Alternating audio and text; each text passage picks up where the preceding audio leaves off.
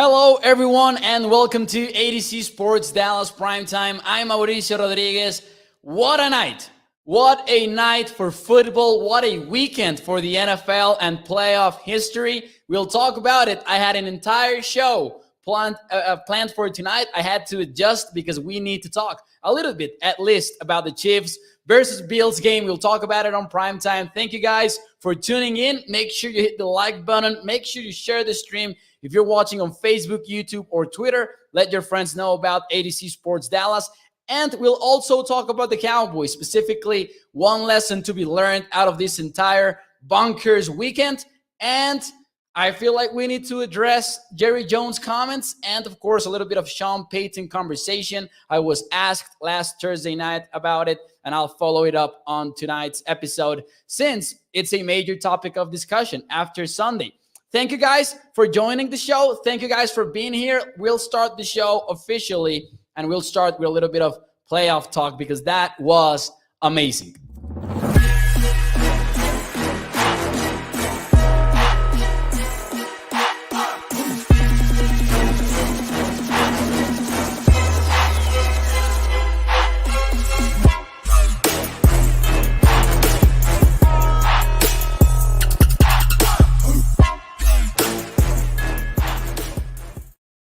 Hello, everyone, and welcome to ADC Sports Dallas Primetime. I'm Mauricio Rodríguez, streaming with you live every Sunday through Thursday night, usually at 8 p.m. Central. We needed to adjust tonight. We couldn't go live during the game because that would have been disrespectful to you guys as football fans, to us as people who cover the NFL. We needed to hold on until the game ended, and it took a little bit longer than we expected. How about Patrick Mahomes, Josh Allen battling out on the football field? And I see you guys in the chat. Jason saying trade for Josh Allen. We've got people saying trade for Patrick Mahomes. Of course, a little bit of humor in the chat tonight. What is up, guys? Welcome. That was a game. And I saw someone saying that's how you win with 14 seconds left. That was uncalled for. That was uncalled for tonight. I need to open up the show with a question for you guys. Truth or false? This was one of the best playoff weekends in NFL history, if not the best. Let me know your thoughts. That was quite insane. We'll also talk about a little bit of one lesson that we can take away as parts of Cowboys Nation from this weekend of playoff football. But man, that was amazing. Zach Johnson is saying overtime is a joke.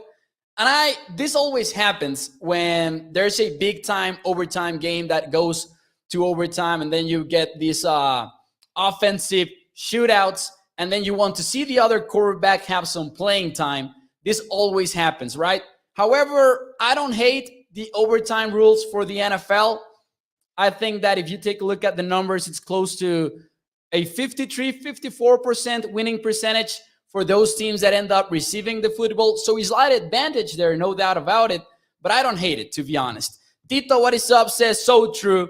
Glenn goes with true as well. That was insane. I think that, the question could have been the best weekend of playoff football in the NFL. Louis says false, rigged, in my opinion, only. I wouldn't say that. I don't believe in the NFL rigging games at all. Shout out to Louis. That was a tough loss for the Titans, though. We'll talk about it later. Louis is a Titans fan. We'll talk a little bit about it. Allen is nasty. I was rooting for the Bills.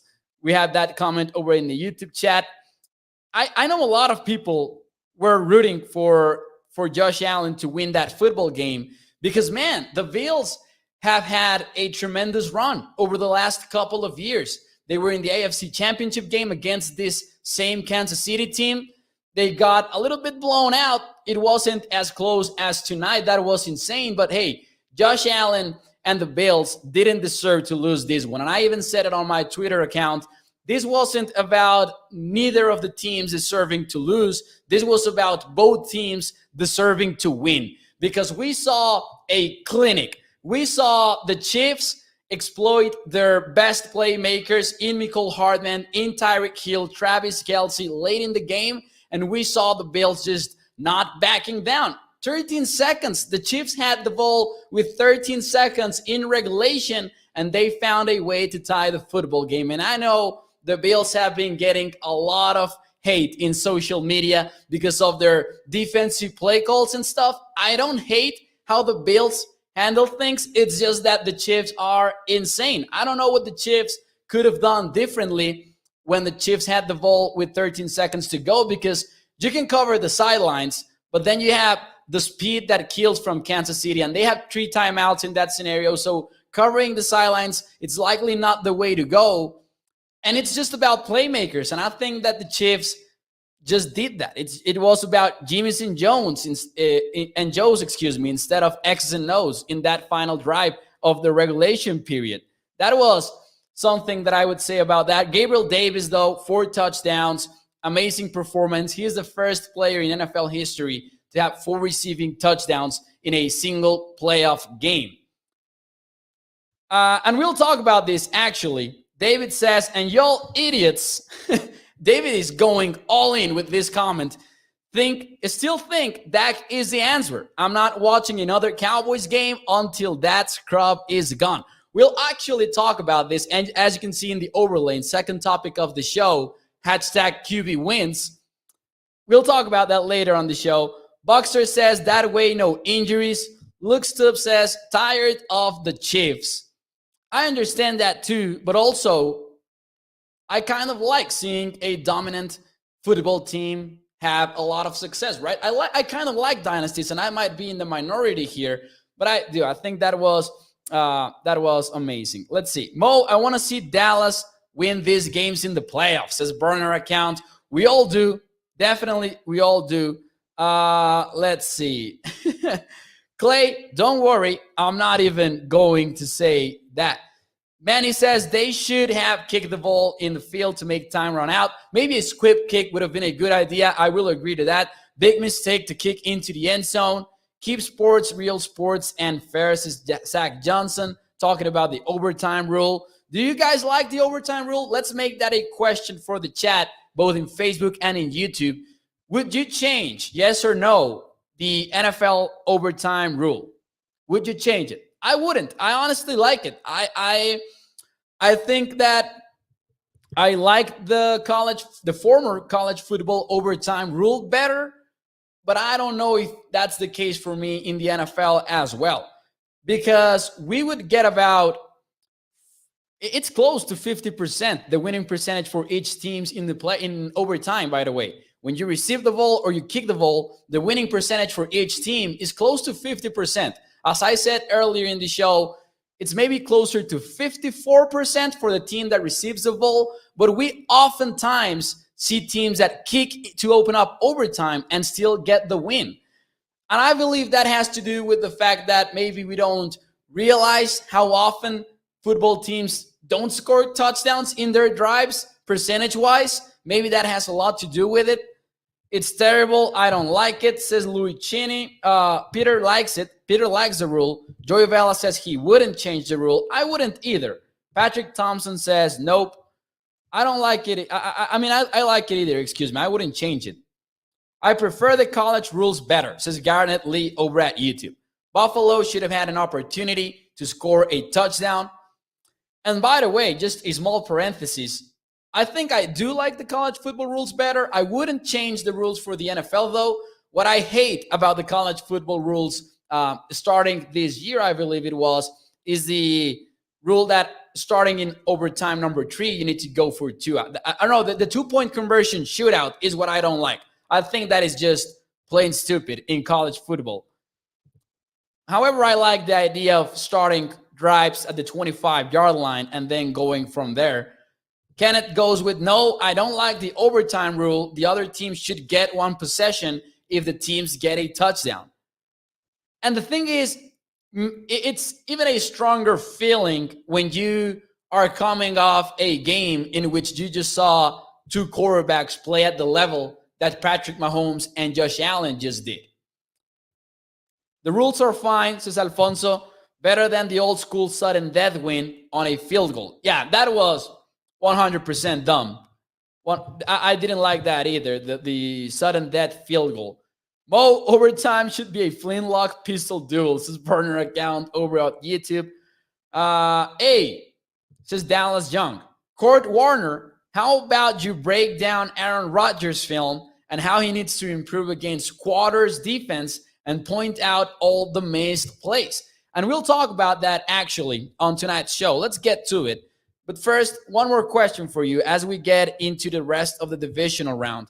Whose win surprised you the most in the divisional round? That's a question for the YouTube chat, for the Facebook chat, of course, for the guys over at Twitter. But I did wanted to talk about it, about what Dallas Young is also saying in the chat. We'll talk about one lesson that the Cowboys fan base could walk away from the divisional round. Because Dak Prescott has been getting a lot of hate this week, and we'll get into some of the details from the three of the four teams that ended up advancing to their respective championship games. The Niners, says Dallas Young over at YouTube. That was the most impressive win for Dallas Young. Samuel goes with the Niners as well. Jeremy goes with the Bengals. Clay Cup goes with the Bengals as well. Tommy goes with the Bengals. 49ers. It's between those two teams, it seems like. I got the Bengals now, says Zach Johnson, actually going forward. Jason says the 49ers. It's between those two teams. I will say, here's my answer, all right? So, based on my pre-game conditions, mindset conditions, I would have 100% say that the 49ers, to me, was the most impressive win. However, I cannot get over the fact that the Tennessee Titans ended up sacking Joe Burrow 9 different times. They had an interception. They picked Joe Burrow once, and still they managed to lose the football game. That was even more surprising to me. So before the games, I would have said the Niners, but knowing the circumstances of each of the losses, I'm shocked that the Titans lost that game. And I actually was hurting for my friends over at ADC Sports Nashville because that was a painful game to watch. It was crazy. Considering the circumstances, I can't believe that there is a team that sacked the opposing quarterback 9 times and still lost the game. David says that's because Joe Burrow is a real quarterback, and we'll get into it. Let's take a look at the one lesson that I believe Cowboys Nation can learn from the divisional round. All week long, we've been hearing about how Dak Prescott cannot win in the big moments. Dak Prescott is not the quarterback that will take the Cowboys to the Super Bowl, so on and so on. We have heard it all about Dak Prescott throughout this entire week. And yet you look at most of the playoff games. Let's keep it would be fair to keep aside the Josh Allen, Patrick Mahomes game because first of all, both of them are crazy good quarterbacks and it was such an amazing performance.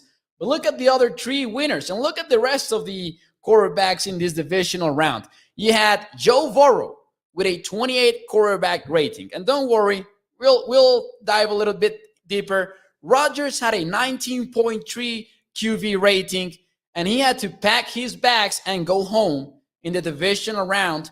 So did Tom Brady, by the way, today. But let's look at the Saturday quarterbacks. Ryan Tannehill had a 10.3 quarterback rating, and Jimmy G, who shocked the Packers, 11.8 had that quarterback rating.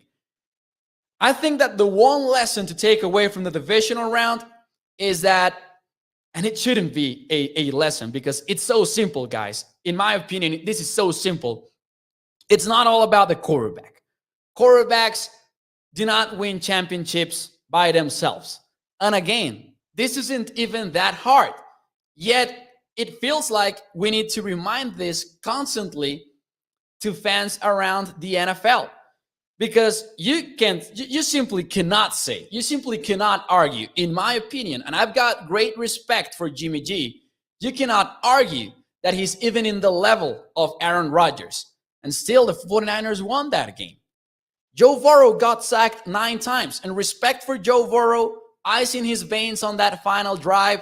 But how many of those sacks were on the quarterback, not on the offensive line?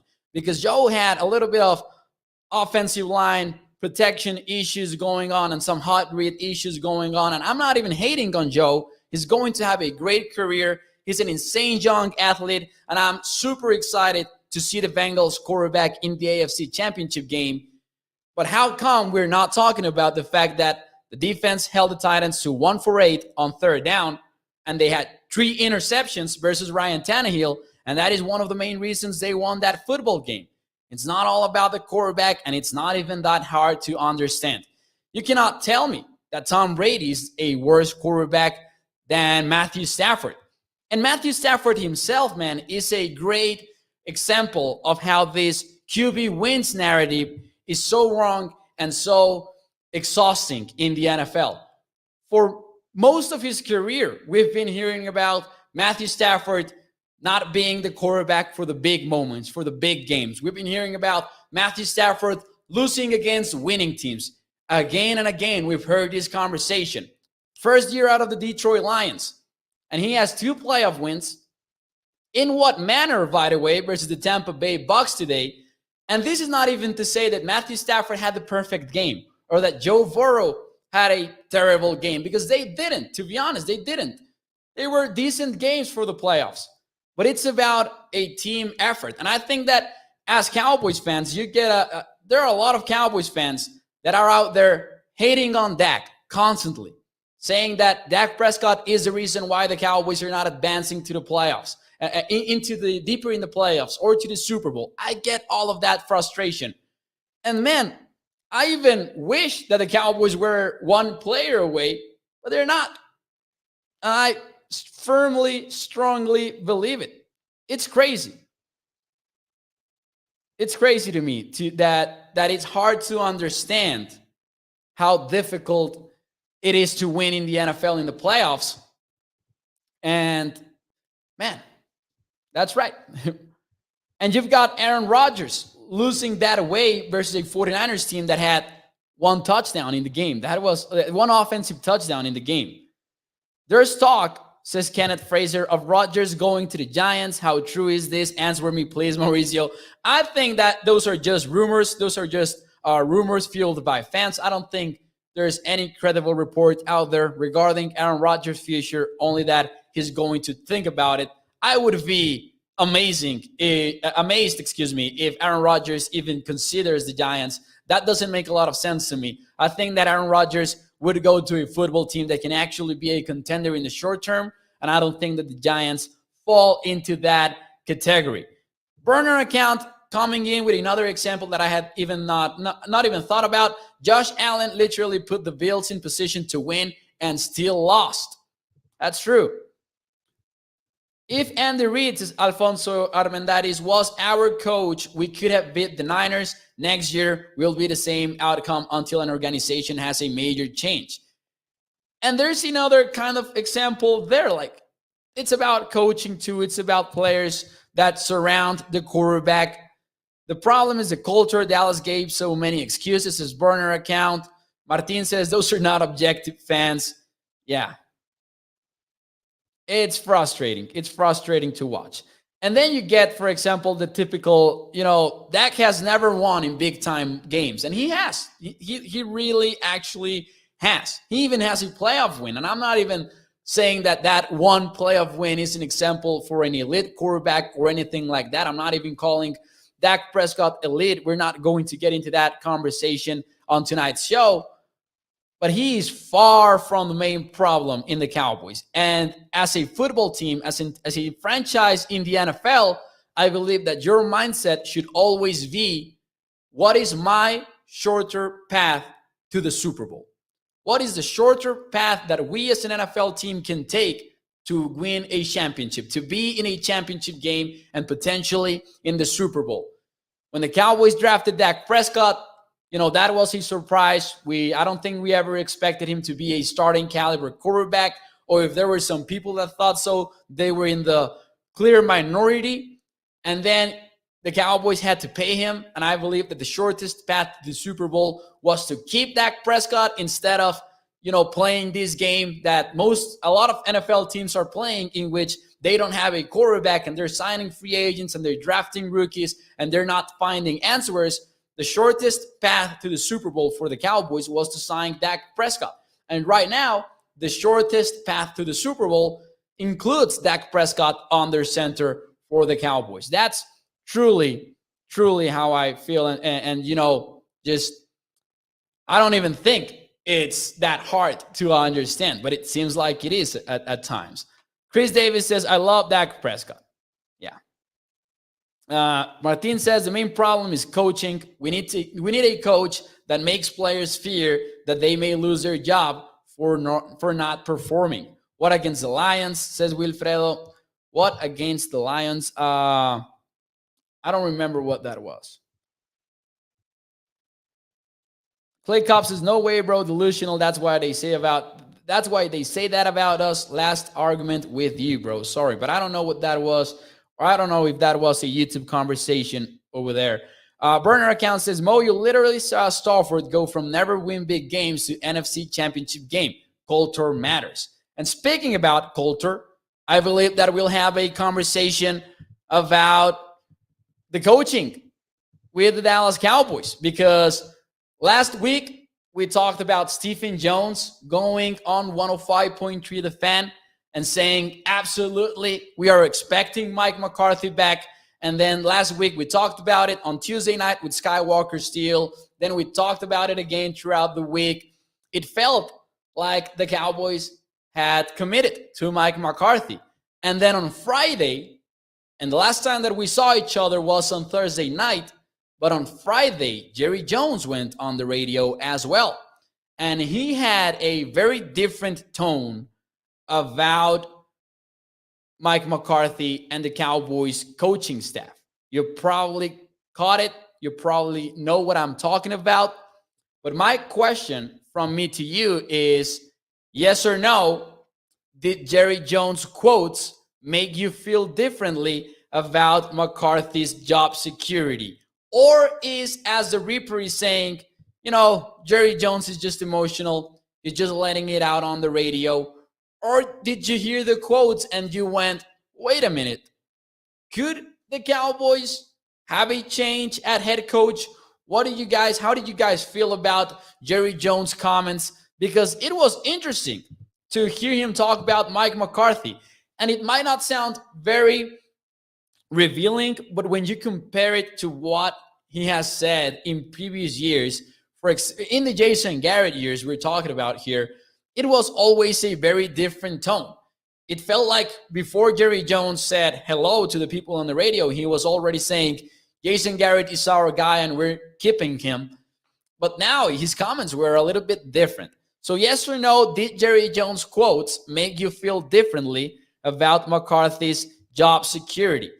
Swaggy is asking, what did he say? And I will look for the exact quote over here on Twitter right now. There were some comments that, you know, were frustrated with the coaching staff. He was non-committal. He didn't say, yes, we're keeping McCarthy. Yes, we're bringing him back. He was just saying, like, it's not in our best interest to talk about the coaching staff right now. Let me see if I can find some of these quotes real quick. For those of you who didn't catch Jerry Jones on the radio on Friday morning.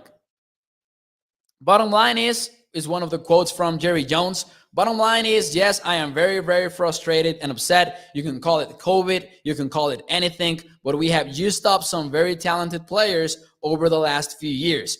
This is the biggest quote of them all.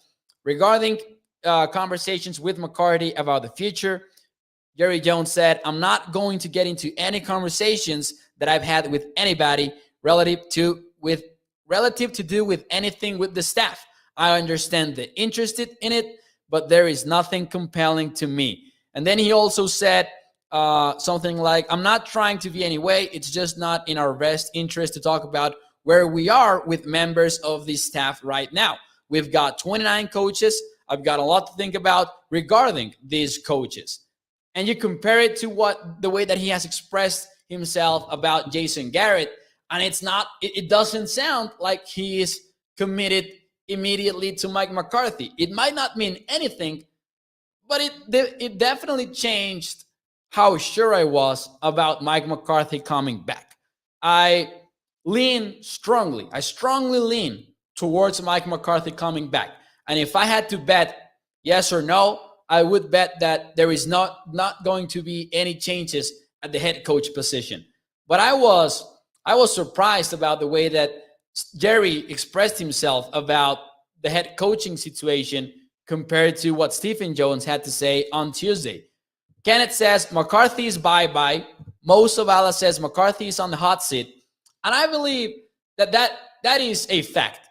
Whether or not McCarthy stays for 2022, well, I will rephrase that. Even if McCarthy stays for 2022, his seat is one of the hottest in the entire NFL, especially if you have, all of these players like Dak Prescott, Amari Cooper, and they're still showing you reasons to be excited about them.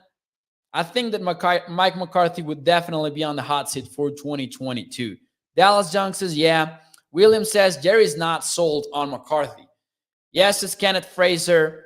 That doesn't mean anything, says Joshua Davis. So, we have those differing opinions in the chat right now. Simmer coming over, says Joshua Davis. McCarthy is going bye-bye, says Kenneth. Louis coming in with a little bit of unbiased perspective because he's a Titans fan. He says, no, it doesn't change his way of thinking about McCarthy's job security. It was interesting, though.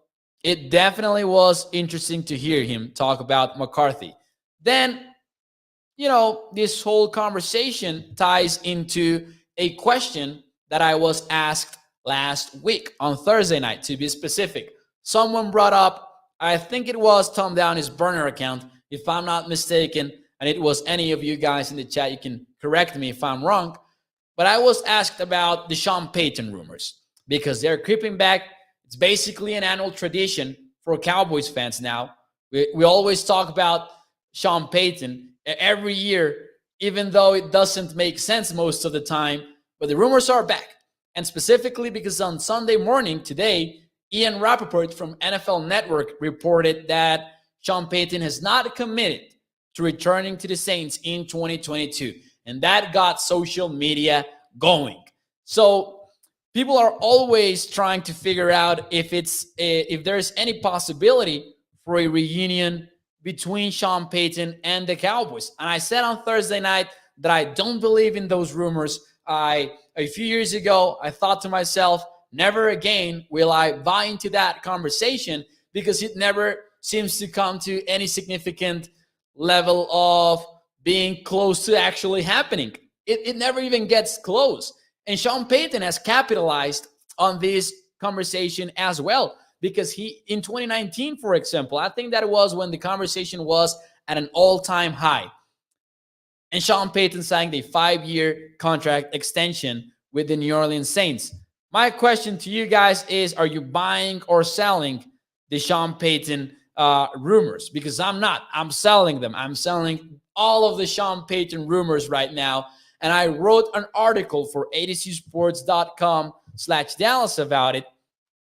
That actually is my opinion on it, that it's all about leverage.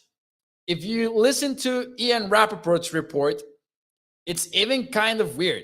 The report is that he has not committed to returning to the Saints. I didn't even know that that's something that needed to happen unless you're having conversations about walking away. It's not like Mike McCarthy dialed Jerry Jones' phone number and then said to Jerry, oh yeah, I'm committed for 2022, by the way. It seems, judging by Ian's report, that Sean Payton is on vacation, and people are wondering if he's going to enjoy a mini retirement, walk away from football for 1 year, only to return in 2023, of course, likely with a different organization. Rappaport's report also indicates that Sean Payton wouldn't be coaching any other team in 2022.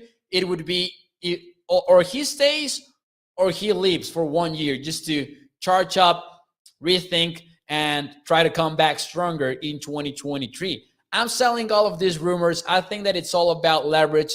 I might be wrong. Maybe Sean Payton ends up retiring for 2022, even if he doesn't end up in Dallas. Maybe he does want a break, with the Saints being $70 million over the cap, with no clear answer at the quarterback position. It might be different than other years in that sense. However, I don't see him coming to the Dallas Cowboys, and I honestly believe that the most likely outcome for this entire conversation is that we get a report in a few weeks about a contract extension for Sean Payton, just him enjoying that opportunity to cash in. It could be. Let's see some of your answers. Martin says selling.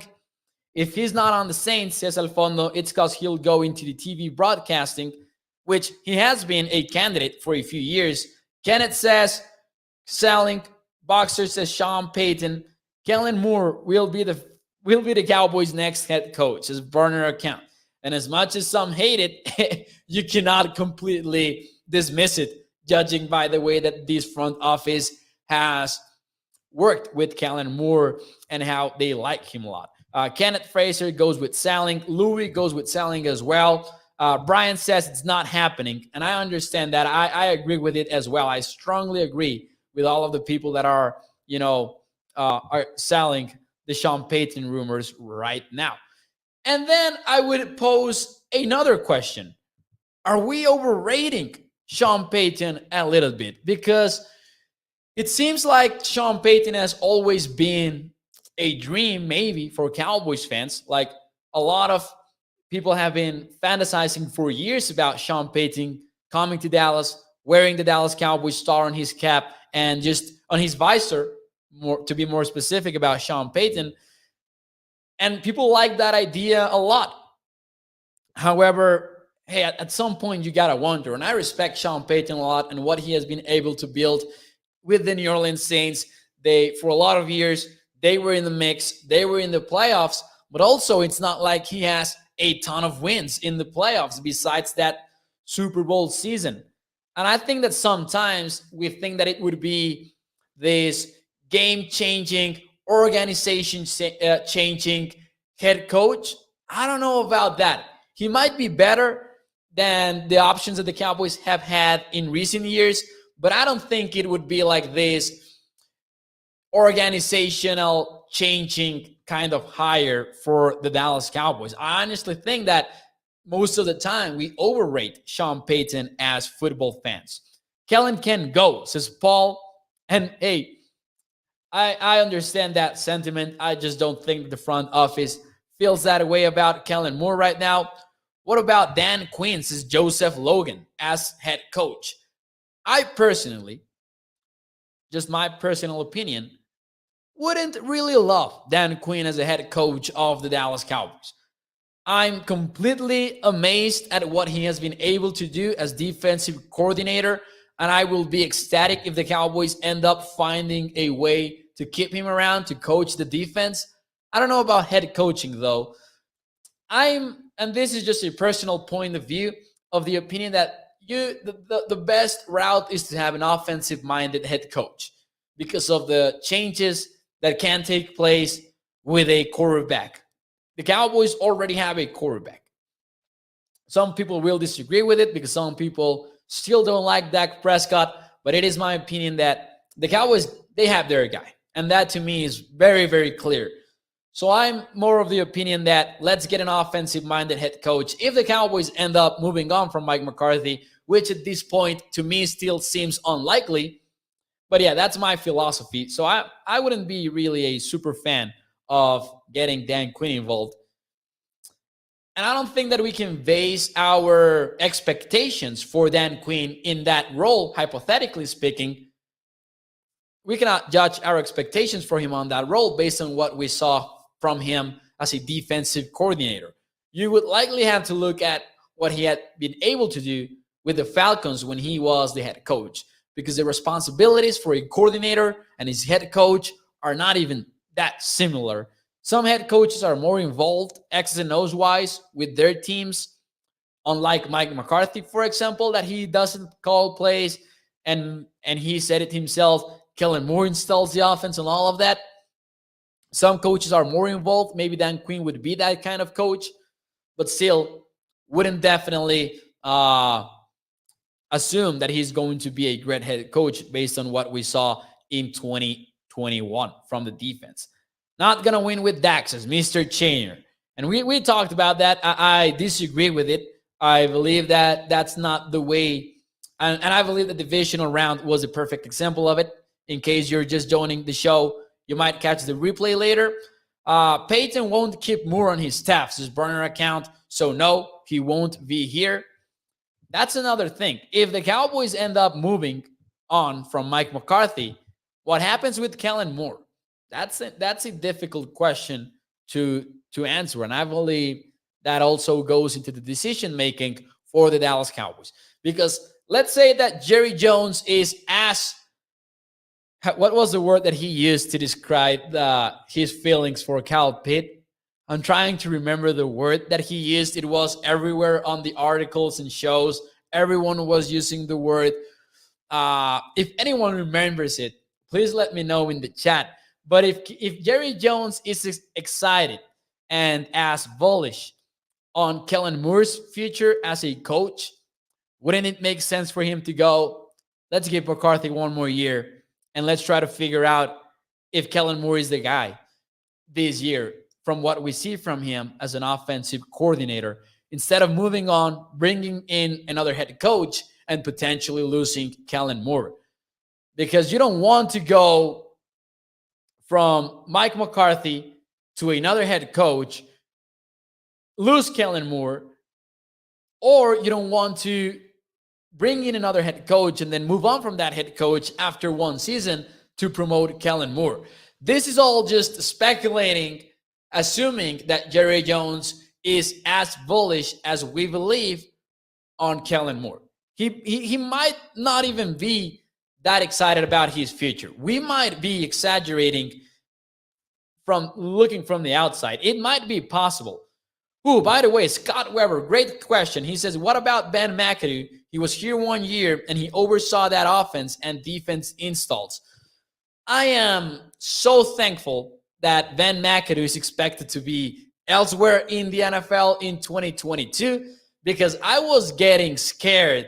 He's going to be with the Panthers, by the way, it seems like, as an offensive coordinator for Matt Rule, because only Matt Rule would move on from Joe Brady to bring in Ben McAdoo. I would hate being a Panthers fan right now, but that was a weight taken off my shoulders because I was truly scared about the possibility of Ben McAdoo being promoted to offensive coordinator because I would have absolutely hated that. We dodged a bullet there.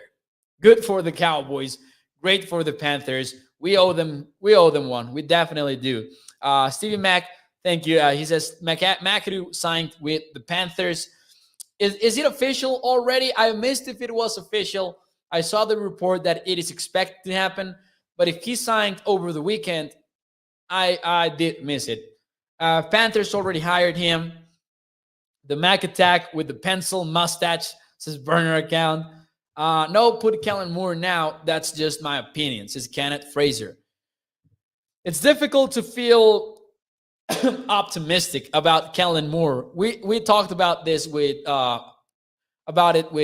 Walker last Tuesday night. Sky said that it would be blind optimism. I'm not entirely sure how I feel about Kellen Moore going forward because we've seen good stuff. We've seen quality stuff from Kellen Moore. Play design-wise, for example, I think that he has shown some great play designs. But it is year 4. It will be year 4 for him as an offensive coordinator. And you definitely want him to find that identity. You definitely want him to find that scheme, to come up with specific solutions for specific coverages in specific situations. That's what success in the NFL is all about. Those details in certain circumstances. And maybe a 4th year is too much, but we've seen good stuff from him. So I can see why some are still somewhat optimistic about the future. And then you take a look at other offensive coordinators that are also young, like Mike McDaniels with the 49ers, like the Packers offensive coordinator, and you think, hey, they are one step, ahead of Kellen Moore. Clearly, they're a tier above him. It's painful that Kellen Moore struggled that way in the second half of the season. William Anthony says, Kellen is a play collector, not a play caller, William. And I agree with it. And that's the main issue with the Cowboys offense late in the season, probably, that the Cowboys didn't have that scheme to fall back on when things weren't going their way. So my question is, can he figure that out? Is it so hard for him to find that scheme in which he can fall back on during this year? Difficult to answer. Definitely difficult to answer. Paul says if he's interviewing for a head coach job and nobody offers him a contract, then what? Then I think he's still with the Dallas Cowboys in 2022. I would be very surprised if the Cowboys end up moving on from Kellen Moore. That's just my opinion. I don't see this Cowboys team moving on from Kellen Moore. Whether we like it or not, that's how I feel about the Cowboys coaching position right now. Anyways, guys, great show. I'm exhausted. The energy that I put into this sports weekend was insane and painful at times because I went 1 for 4 in my predictions on this divisional round. I had the four home teams, and only one ended up winning, and that was the Kansas City Chiefs, which was the pick that I felt the less comfortable about, by the way. And then you had Brandon Moreno losing the flyweight championship of the world, and that hurt. And then, today's games were just exhausting to watch in a good way. The Bucs-Rams game was bonkers. The Chiefs-Bills game was one of the best I've ever seen in my life. It feels like that was a Super Bowl, by the way. It could have been. Respect for the Bengals, respect for the Bucs and for the Rams and the San Francisco 49ers. But what we saw today felt like a true Super Bowl caliber kind of game. Anyways, guys, thank you for joining the show. Thank you for Primetime. Thank you for tuning in to Primetime. Thank you guys for your comments on the good show. I really appreciate you. Shout out to Louis. Shout out to Zach Johnson. All of you guys who enjoyed this show every night from Sunday through Thursday at 8 p.m. Central Time. I will see you tomorrow night, 8 p.m. And also make sure you check out adcsports.com/Dallas for more Cowboys content and also for more Dallas Mavericks content as well. Kenneth Fraser, thank you for your comment. You're a great Cowboys Nation sportscaster. I really appreciate it. Thank you for your support. To all of you guys, I will see you on Monday. It's just going to be Monday. Hey, cancel Monday. Forget about Monday. Give us a break. Thank you, guys. We'll see you tomorrow.